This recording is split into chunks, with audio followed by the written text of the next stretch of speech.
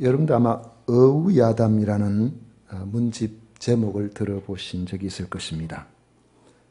어우야담은 유몽인이라는 조선 시대 중기의 문인의 이야기를 문인의 그 문집인데, 이 사람은 임진왜란을 지나고 또 광해군 때에 활동했던 그런 인물입니다.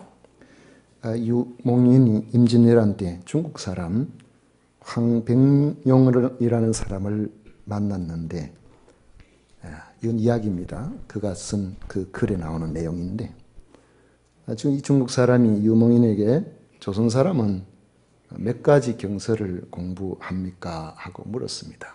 중국 사람들은 경서 공부를 많이 하는 지식이 많은 사람인데, 조선 사람은 그렇지 않지 않겠느냐 하는 그런 마음을 깔고 이야기를 했겠죠. 그러니까 유몽인이 대답하기를, 삼경을 아는 사람도 있고 사설을 읽는 사람도 있고 대부분이 다 경서를 압니다. 심지어는 제비나 개구리나 개구리도 경서 하나쯤은 읽을 줄 압니다. 그랬어요. 그러니까 그게 무슨 말씀이신지요?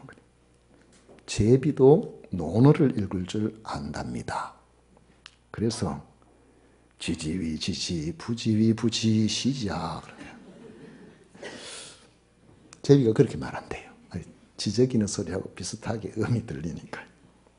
조선 사람 함부로 무시하지 말라는 거죠. 지지위 지지, 부지위 부지, 시지하는 그 논어의 그 위정편에 나오는 구절입니다. 논어 공자의 제자 중에 자로라는 사람이 있는데, 그 자로라는 사람은 마치 예수님의 제자 중에 베드로같이 아주 거침이 없는, 세상의 모든 것을 다 아는 듯이 말하는 그런 제자입니다. 이 제자에게 교훈한 말입니다. 참으로 아는 것이라는 것은 아는 것을 안다고 말하는 것도 중요하지만, 모르는 것을 모른다고 할 수 있는 용기를 가지는 것이야말로 진짜 아는 것이다. 이걸 가르쳐 주려고 한 것이죠. 복음을 받아들이고 예수님을 믿는 일에 가장 큰 걸림돌이 무엇이겠습니까? 스스로 안다고 생각하는 교만일 것입니다. 학교에서 배운 약간의 과학적 지식이 자신이 알고 있는 완전한 지식인 것처럼 생각하므로 하나님의 창조 세계를 아예 믿지 않고 받아들이려고 하지를 않습니다. 그러나 지식이 깊어지면 오히려 겸손해지는 것을 알 수 있습니다.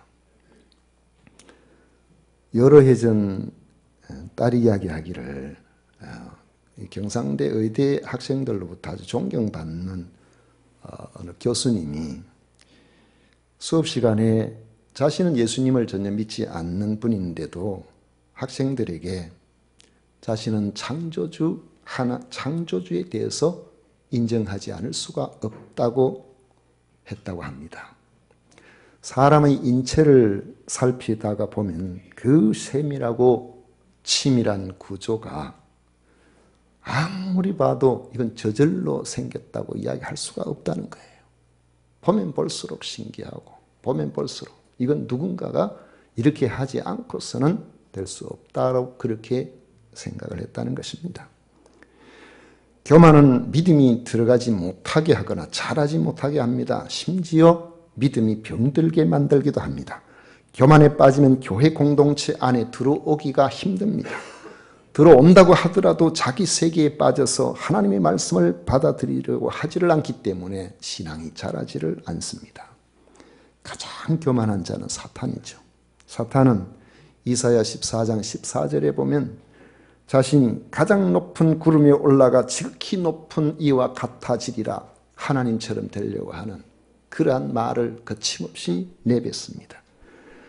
사람들로 하여금 자신의 교만에 빠지게 하여서 하나님을 떠나게 만듭니다. 아담과 하와가 사탄의 유혹에 빠져서 하나님처럼 눈이 밝아지려고 하다가 타락하게 되었던 것을 우리는 성경에서 읽을 수가 있습니다. 하나님은 교만을 가장 미워하십니다. 로마서에서 보여주는 것처럼 인간은 온통 죄와 죄악투성입니다. 그럼에도 자신의 허물을 인정하기보다는 무엇인가 나의 선한 구석을 자랑하려고 하는 교만이 항상 내 속에 꿈틀거립니다. 정말 온전하고 거룩하신 하나님 보시기에 우리가 과연 자랑할 것이 뭔가가 있겠습니까? 바울은 아주 단호하게 대답합니다. 27절에 보면 그런즉 자랑할 때가 어디냐? 있을 수가 없느니라 했습니다. 왜 자랑할 데가 없을까요? 오늘 이 말씀 가운데 우리는 세 가지 부분을 같이 생각해 보려고 합니다. 첫째로 우리의 어떤 행위로도 우리는 하나님 앞에 자랑할 것이 없습니다. 모든 사람이 죄를 범하였기 때문에 죄의 굴레를 벗어나지 못한 인간의 행위로는 털끝만한 죄도 용납이 되시지 않는 거룩하신 하나님의 의로우심을 결코 만족시켜드리지 못합니다. 구약 성경의 율법을 나름대로 지킨다고 해도 사람의 판단으로 그가 옳다고 생각되는 일들을 많이 한다고 하더라도 누가 보기에 그는 참 도덕적인 사람이다, 법이 없어도 살 사람이라 이렇게 이야기를 해도 그건 사람 보기에 조금 낫고 못할 뿐이지 하나님 기준에 미칠 수 있는 사람은 성경은 하나도 없다고 진단합니다. 선행을 가지고서도 우리는 자랑할 수가 없습니다. 주님은 선한 일을 많이 강조하셨습니다. 누가복음 12장 33절에 보면 너희 소유를 팔아 구제하여 낡아지지 아니하는 배낭을 만들라 곧 하늘에 둔 바 다함이 없는 보물이니 거기는 도둑도 가까이 하는 일이 없고 좀도 먹는 일이 없느니라. 많이 구제하라는 것입니다.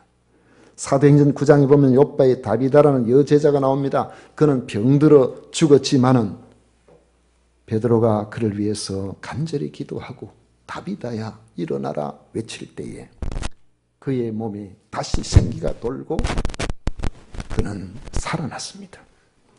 그런데 이 다비다는 선행과 구제하는 일이 심히 많았다고 사도행전 9장 36절에 기록하고 있습니다. 사도행전 10장을 보면 가이사라의 이탈리아 백부장 고넬료라는 군인이 나옵니다. 하나님께서 베드로를 고넬료에게 보내셔서 복음을 전하게 하셨는데 그때에 하나님의 성령이 임하시고 온 집안의 사람들이 성령을 받고 이방인이지만은 구원을 받게 되었습니다.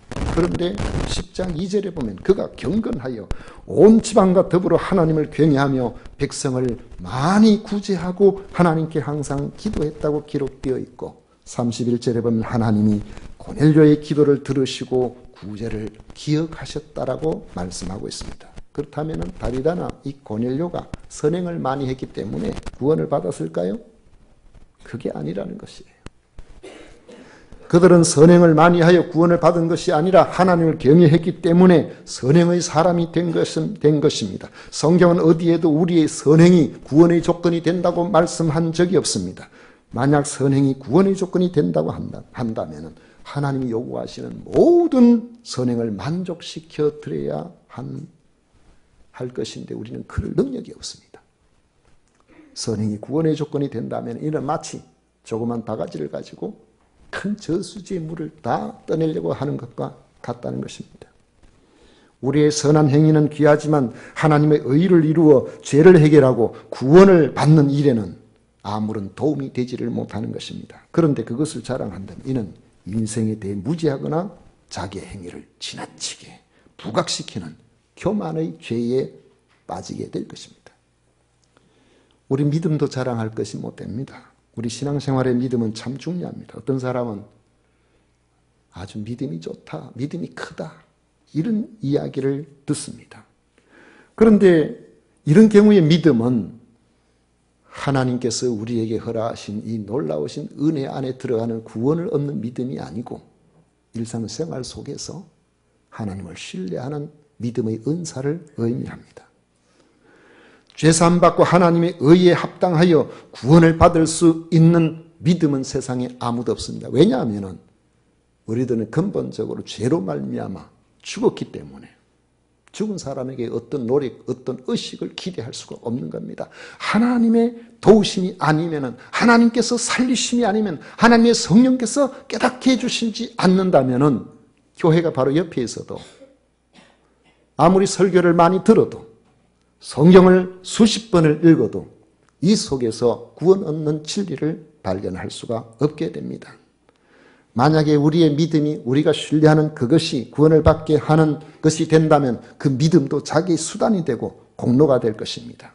성경은 그 어디에도 너의 믿음 그것 때문에 구원을 준다고 하지 않습니다. 내 믿음은 여기 있으니까 나를 구원해 주세요라고 말하지 않습니다. 우리가 구원받는 것은 27절에 오직 믿음의 법으로 했습니다. 믿음의 원리가 있다는 것이죠. 하나님께서 우리에게 허락하시는 그 원리 안에서 그 믿음의 법으로 그렇게 구원을 받는 것입니다. 28절에는 믿음으로 했고 30절, 31절에는 세 번이나 믿음으로 말미암아라고 했습니다. 28절의 말씀에서 분명하게 말합니다. 그러므로 사람이 의롭다 하심을 얻는 것은 율법의 행위에 있지 않고 믿음으로 되는 줄 우리가 인정하노라. 내가 가진 누구보다도 나은 믿음이 아니고 하나님께서 믿게 해주신 바로 그 믿음의 법으로 말미암아 우리가 의롭다 하심을 얻게 된다는 것입니다. 그래서 에베소서 2장 8절 9절에 보면 너희는 그 은혜에 의하여 믿음으로 말미암아 구원을 받았으니 이것이 너희에게서 난 것이 아니요 하나님의 선물이라 그랬습니다. 행위에서 난 것이 아니기 때문에 누구든지 자랑할 수가 없다고 했습니다.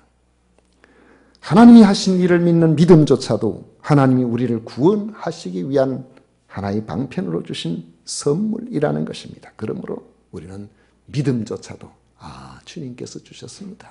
이렇게 고백할 수밖에 없는 거죠. 우리의 경건 생활로도 자랑할 수가 없습니다. 경건 생활은 이 세상을 사는 동안이나 주님 앞에 섰을 때나 범사에 유익합니다. 경건한 신앙생활은 세상을 사는 동안 자신에게도 유익하고 다른 사람에게도 본이 되어서 유익합니다. 경건한 신앙생활은 장차 주님 앞에 나아갔을 때에 칭찬과 상급이 있을 것입니다. 여러분 우리가 경건하게 사는 것을 뭘 그렇게 힘들게 살 필요가 있냐? 되는 대로 그냥 사는 것이 좋지. 그렇게 살다가 마지막 죽기 전에 나 예수 믿겠습니다 하고 그렇게 죽으면 그게 최고 아니냐? 어떤 사람은 그런 이야기를 하는 사람이 있어요. 그걸 기대하는 사람에게는 그럴 가능성이 거의 없다는 사실을 말씀드려주고 싶습니다.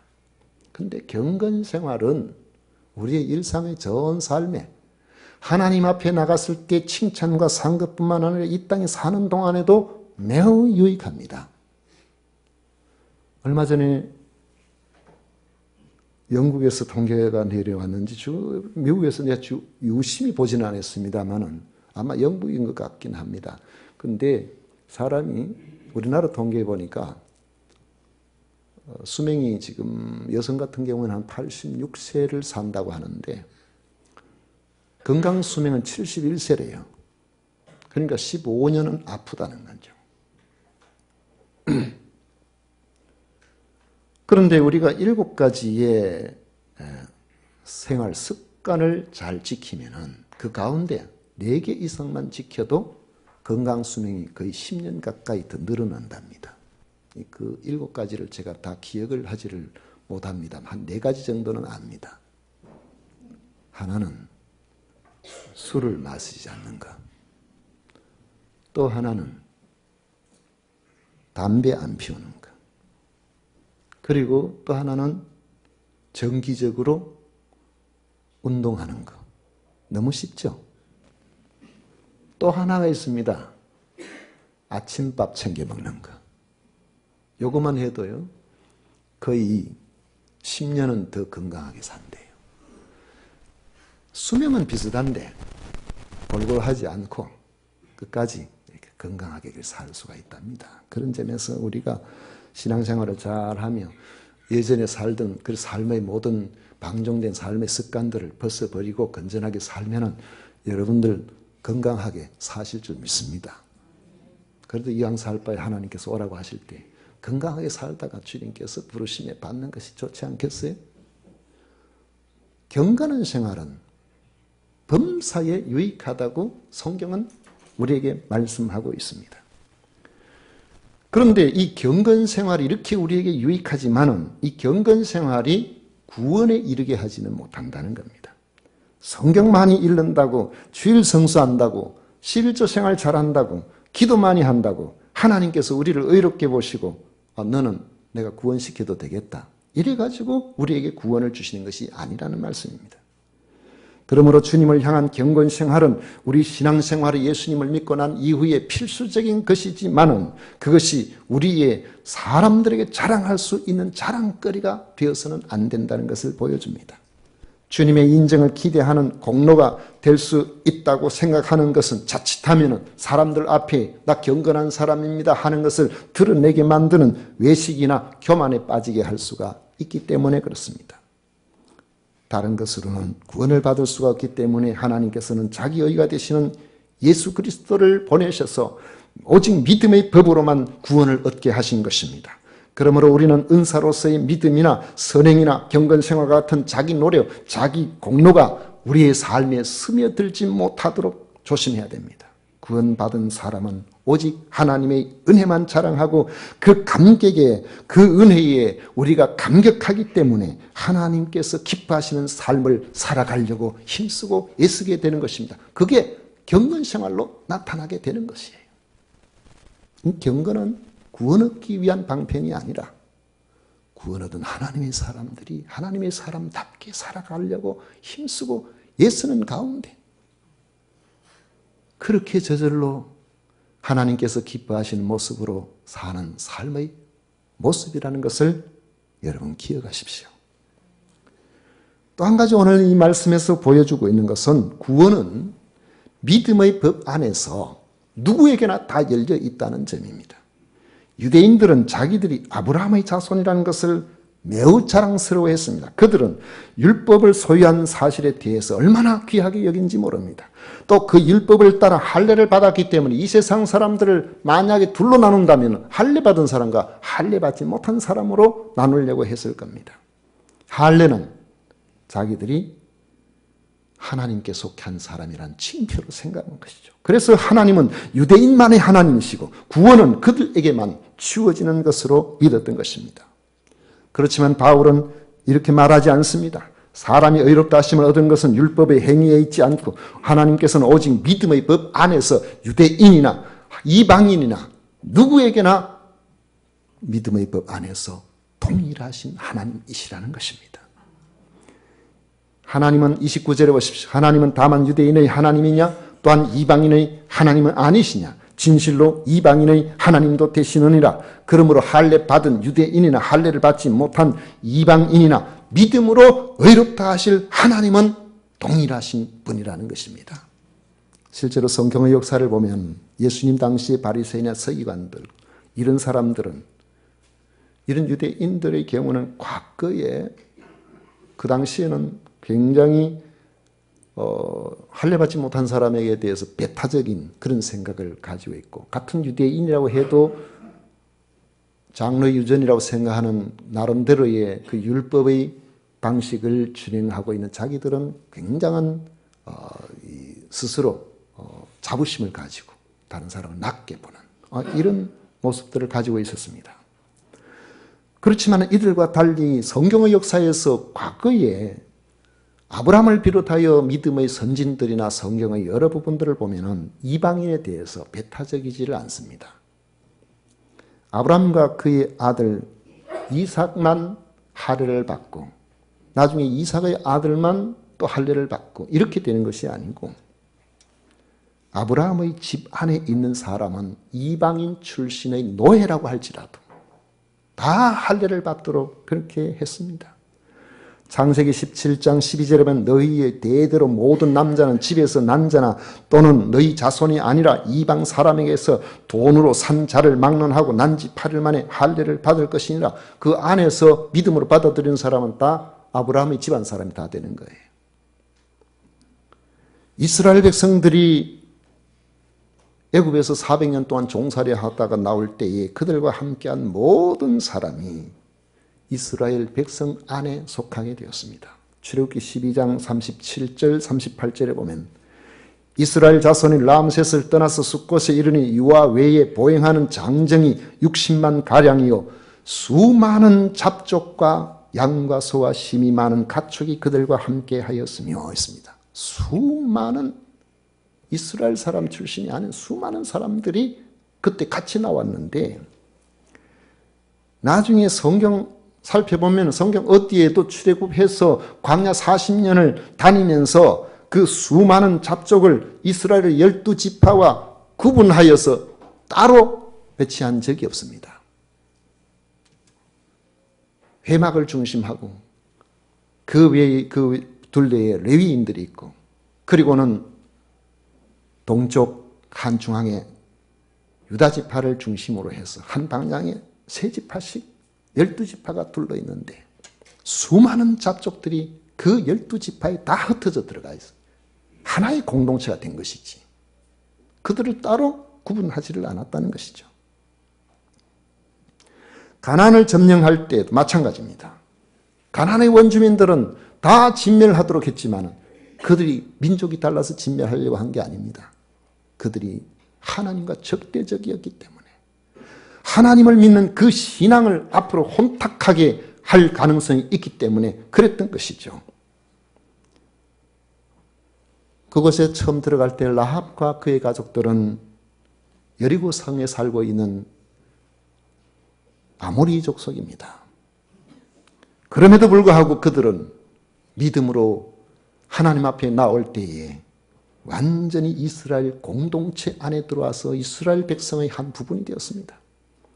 나중에는 메시아로 오신 예수님의 직계 조상이 되기도 했습니다. 이 시대도 마찬가지입니다. 대대로 믿는 집안에서 태어났은 그 참 자랑스러운 일이죠. 그러나 그렇다고 해서 신앙의 가문의 목사의 자녀라고 해서 구원을 받는 것이 아니고, 믿음의 법 안에 있는 사람은 이 세상에 누구에게나 종교가 달라도 하나님 앞에 나오기만 한다면, 어떤 흉악한 죄를 지은 적이 있다고 할지라도 하나님 앞에 나오기만 한다면 모든 사람에게 이 구원의 문이 열려 있는 것입니다. 여러분이 누구이든지 이전에 어떻게 살았든지 하나님이 주신 믿음의 법 안에서 구원의 문이 활짝 열려 있음을 아시고 이 안에 우리 주님의 초청에 들어오셔서 이 구원 안에 같은 공동체가 되시기를 축원합니다. 또 한 가지는 믿음의 법만이 하나님의 말씀을 굳세게 세워줍니다. 하나님이 주신 율법은 완전하여 사람은 자기 힘으로 혼자 온전히 하나님의 말씀을 지키는 것이 불가능합니다. 구약의 위대한 인물들을 보십시오. 그렇게 믿음이 좋은 사람이라도 완전한 사람은 하나도 성경에 기록되어 있지 않습니다. 세상 기록들을 보면은 사람 괜찮다 싶으면 그 사람을 영웅화시켜버리죠.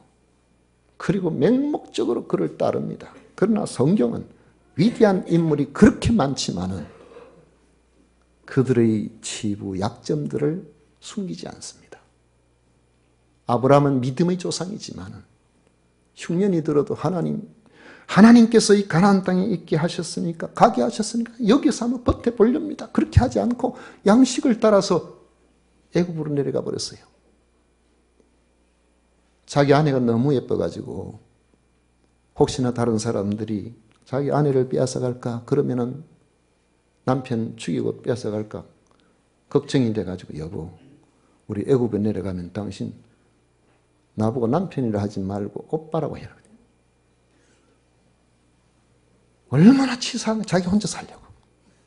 여러분, 이런 남편 만나지 마시기를 축복합니다. 같이 살아야 되지. 자기 혼자 살려고. 이게 아브라함이에요. 다윗은 어떻습니까? 사무엘상 17장에 보면 다윗의 믿음은 골리앗을 앞두고 정말로 담대하고 용기 충천하여서 내가 믿는 하나님 앞에서 믿음의 전진을 해나간다. 와, 이 다윗은 참 영웅 중의 영웅이에요. 다윗을 하나님께서 내 마음에 합한 자라고 하실 정도로 그런 인물입니다. 그렇지만은 성경을 계속 읽어보면 다윗과 같은 이런 파렴치한 사람이 없습니다. 어려울 때는 믿음 생활 좀 잘하는 것처럼 보이다가 이제 세상이 좀 평정되고 이렇게 하니까 전쟁터에 자기 나가지 않고 왕궁에서 빈둥빈둥 거리고 있었어요. 왕궁 옥상에서 오후에 낮잠을 실컷 자고 보니까 저 멀리서 아마 유혹을 했는 것인지 어찌된 일인지 아름다운 여인 바세바가 목욕을 하고 있는 것을 보고 사람을 불러서 데려오라 그랬습니다. 그래가지고 그 여자를 취하는데 왕 같은 권세를 가진 이런 사람이 이런 짓을 하는 경우는 세계 역사적으로 어느 지역이나 늘 있어 왔습니다. 요즘도 힘 있는 사람들이 드러나지 않아서 그렇지 이런 일들이 비일비재하다고 볼 수 있죠. 그렇지만은 하나님을 경외하는 다윗은 그렇게 하면 안 되죠. 하나님을 두려워하는 다윗이 왜 그렇게 합니까? 다윗의 경건한 모습, 다윗의 믿음, 다윗의 성실함 이걸 따라갈 사람이 어디였습니까? 그렇지만은 그가 바세바를 취하자 정말 파렴치하고 잔인한 사람이 되었습니다. 한 번만에 그만 임신이 됐어요. 이게 자기의 잘못한 것이 드러나게 되었습니다. 그러자 다윗은 이것을 은폐해야 되겠다. 전장터에서 지금 열심히 자신을 위해서 목숨을 걸고 싸우고 있는 그 여인 우리아의 그 바세바의 남편 우리아를 데려오라 그랬어요. 그래가지고 합방을 시켜가지고 아이가 나도 누구 아이인지를 모르게 하려고 그렇게 하려고 했던 것입니다. 그런데 너무 충성스러워서 전장터에서 나의 동지들이 지금 생사를 지금 다투고 있는데 나 혼자 평안할 수 없다고 해서 실패로 돌아갔습니다. 돌아가는 우리아에게 사령관에게 전해주라면서 편지 한 통을 써서 보내줍니다. 봉인을 했어요. 그런데 그 편지 내용에 이 우리아를 가장 격렬한 전투 현장에 투입을 시키고 그리고는 순식간에 우리에게는 알리지 말고 거기 있는 사람 모든 사람들 퇴각을 하도록 했어요. 적의 손에 죽도록 그렇게 하라고 음모스럽게 자기를 죽게 하는 그 편지를 들고 가게 만든 것입니다. 그래서 우리아가 죽은 거죠. 이런 다윗은 우리가 믿음이 좋다고 하지만은 우리가 정신을 차리지 아니하면은 언제라도 바로 이러한 치명적인 죄로 빠져들 수 있는 인생이라는 사실을 역사적 사건으로 실증적으로 보여주는 그런 일인 것입니다. 이처럼 자기 의로는 소망이 없는 우리 인생이라는 것을 하나님께서는 아시기 때문에 선지자를 통해서 메시아를 계시하시고 약속대로 독생자 예수 그리스도를 이 땅에 보내셔서 우리 대신에 죽게 하심으로 의를 이루시고 믿음의 법으로 믿기만 해라. 믿음의 법으로 의롭다고 하시고 우리를 구원해 주시는 겁니다. 그러므로 성경이 없으면 우리가 어떻게 죄인이라는 사실을 알겠습니까? 다 의로운 줄 알죠. 하나님의 말씀을 펼쳐보니까 내 양심의 죄까지 누군가를 미워하는 바로 그 아무것도 아니라고 생각했던 것까지도 주님께서는 그것이 바로 살인의 출발점이라는 것을 우리에게 보여주신 거 아니겠습니까? 하나님 앞에서 내가 죄인이라는 사실을 깨닫게 되고 하루다 나여 망하게 되었도다. 나는 소망 없는 존재입니다라고 고백하는 바로 그때에 하나님께서는 성경을 통해서 그래서 내가 너를 위해서 구원을 받을 길을 마련해 놓았다고 말씀을 하시면서 이것을 믿기만 하라고 하시는 것입니다. 성경을 통해서 우리가 아는 것이죠. 예수님께서는 마태복음 5장 17절에서 내가 율법이나 선지자를 폐하러 온 줄로 생각하지 말라. 폐하러 온 것이 아니요 완전하게 하려 함이라고 말씀을 하셨고 주님의 이 말씀의 의미를 바로 아는 바울은 31절에서 그런즉 우리가 믿음으로 말미암아 율법을 파기하느냐 그럴 수 없느니라. 도리어 율법을 굳게 세우느니라. 우리가 예수님에 대한 믿음을 온전히 간직하게 될 때에 정말 하나님께서 주신 이 말씀이 진리구나 하는 것을 우리도 알지만은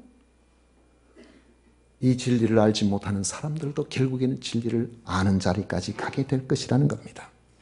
말씀을 맺도록 하겠습니다. 이제 우리는 율법을 통해서 우리가 도무지 구원을 받을 자격이 없는 전적으로 무능하고 부패한 인생임을 깨닫고 말씀을 통해서 우리의 구원을 위해 사신 하나님의 위대하신 바로 그 사랑을 받아들이시기를 바랍니다.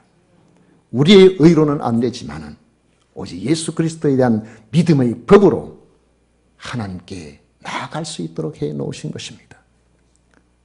바울은 세상 자랑거리가 그렇게 많은 사람이지만은 예수님을 믿고 보니까 하나님의 놀라우신 사랑을 예수님 안에서 깨닫는 그 순간 그는 그의 모든 것을 다 버리고 예수님만 자랑하게 되었습니다.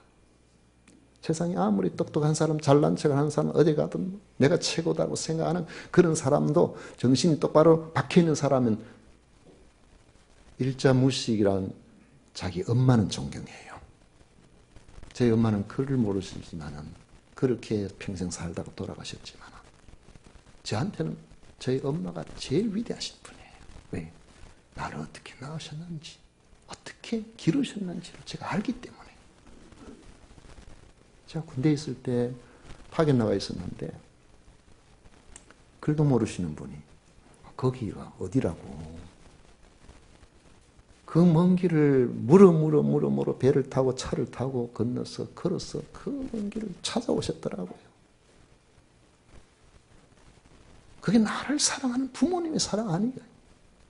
하나님께서 우리를 얼마나 사랑하셨으면 자기 외아들을 생명을 바쳐서 나 대신 죽게 하시고 믿기만 해라 그러면은 내 아들 내가 사오마. 그게 하나님이 우리에게 요청하시는 구원의 방식입니다. 그게 믿음의 법입니다. 하나님께서 우리에게 원하시는 바가 바로 그럽니다. 이 은혜를 알게 되면은 내가 어떻게 살았냐 그거 자랑할 게 아니고 하나님이 나에게 하신 것이 어떤 것인가 하는 것을 자랑하게 되는 것입니다. 완전하신 하나님 앞에서 우리의 자랑거리는 어쩌면은 한여름의 뜨거운 태양빛 그 밝은 빛 아래서 그저 촛불 하나 켜가지고 그거 가지고 자랑하는 것과 다름이 없을 겁니다. 우리의 선행이나 공로를 드러내는 교만과 자랑에서 벗어나서 나 같은 죄인을 구원하기 위해서 하나님께서 자기 독생자를 십자가에서 피 흘려 죽기까지 하신 바로 하나님의 그 사랑 그 은혜만을 자랑하시는 우리 모두가 되시기를 축복합니다.